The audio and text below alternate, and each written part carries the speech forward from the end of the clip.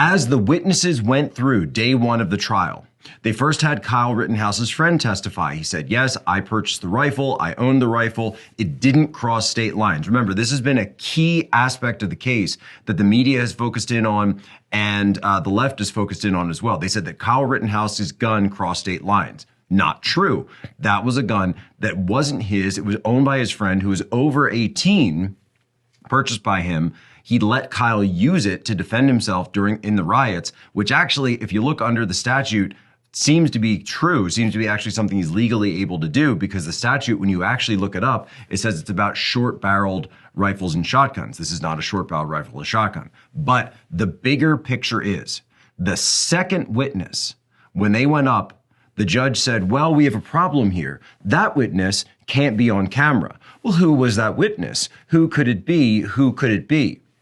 We later found out here at Human Events Daily from a source in the courtroom that that witness was an FBI employee, an FBI official who was testifying off camera and who had stated that he had this video, but that he wouldn't actually be able to show it to the public. So the video we showed yesterday of the FBI aerial surveillance of Kyle Rittenhouse that they held for 14 months, that they prevented the public from having, that they prevented Kyle's lawyers from having only up until a couple of weeks ago, we're told.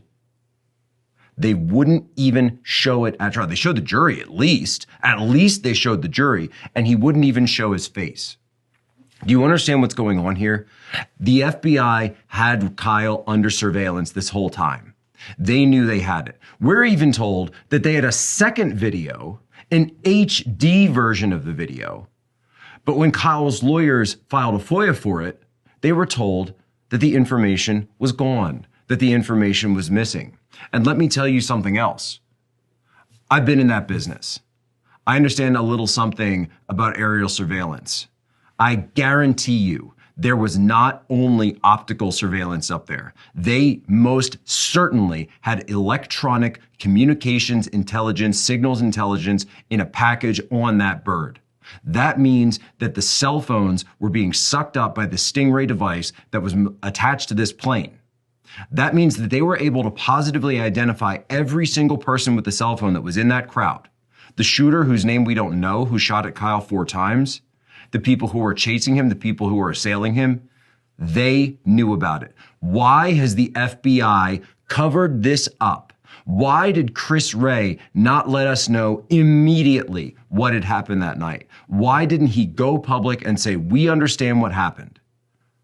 And why didn't the FBI go after all of these individuals that they had on camera looting, rioting, and committing arson throughout the streets of Kenosha? And I guarantee you they had planes like this across all of the cities that were burned during 2020. The FBI had surveillance of the entire thing, and they covered it all up. This is Charlie Kirk, founder and CEO of Turning Point USA. If you liked this video, be sure to subscribe to our YouTube channel at Turning Point USA.